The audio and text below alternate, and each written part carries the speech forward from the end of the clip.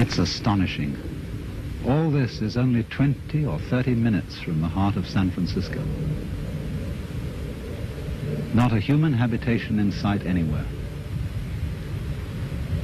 I've been living out here for some months to write and to absorb an atmosphere that is different from the city, to try and find out what is the essential difference between the world of nature and the world of man.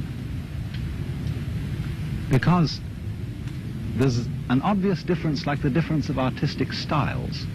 No one, for example, would confuse a painting by Leonardo with a painting by Picasso, or music by Bach with music by Shostakovich. And in the same way, there seems to be a complete difference of style between the things that human beings do and the things that nature does, even though human beings are themselves part of nature. On the one hand, nature is wiggly. Everything wiggles. The outlines of the hills, the shapes of the trees, the way the wind brushes the grass, the clouds, the tracks of streams. It all wiggles. And for some reason or other, we find wiggly things very difficult to keep track of. And you know, we say to people, keep still so that I can see you. Keep still for the camera.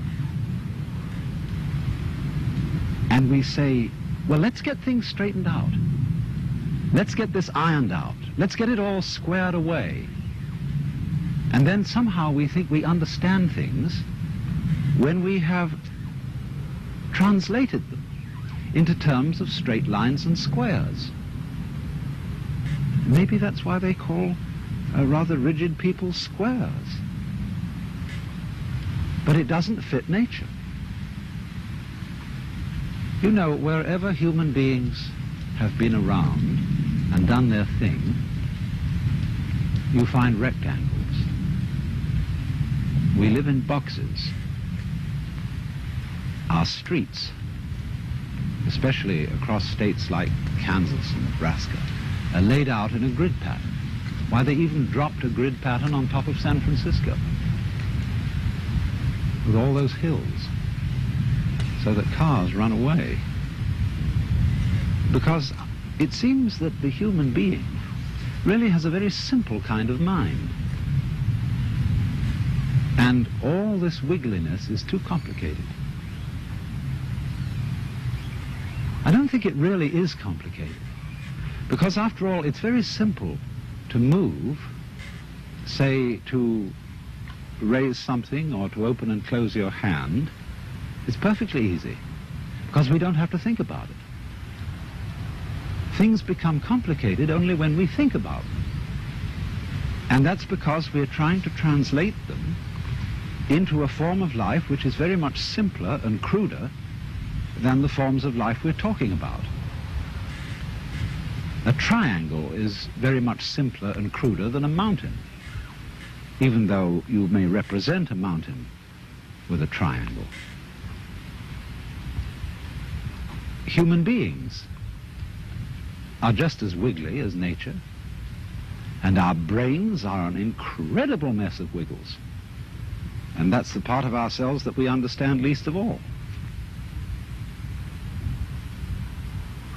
I'm afraid the problem is partly due to Mr. Euclid, who invented geometry, because he didn't really measure the earth. He measured and gave us ideas about the very simple forms in his own mind. And perhaps we should come to the conclusion that he really had a rather weak intellect. Because sometimes when I'm in the middle of all this, I feel as if I were in the middle of an amazing brain. In other words, the brain is a network of interconnected neurons. And each one of those neurons is a fairly simple affair because it either fires or it doesn't fire. It gives you the message on or off, yes or no. But what we call things, the plants, birds, trees, are far more complicated than a neuron, and there are billions of them. And they are all living together in a network. Just as there is an interdependence of flowers and bees, where there are no flowers, there are no bees, and where there are no bees, there are no flowers. They're really one organism. And so in the same way, everything in nature depends on everything else. So it's interconnected. And so the many, many patterns of interconnections lock it all together into a unity, which is, however, much too complicated for us to think about, except in very, very simple, crude ways. But I am part of all this. I am, as it were, one of the cells in this tremendous brain, which I can't understand, because the part cannot comprehend the whole. And yet at the same time, I don't feel, like so many people seem to feel, that I'm a foreigner or a stranger in this world. Its aesthetic forms somehow appeal to me more than most of the aesthetic forms which men have produced.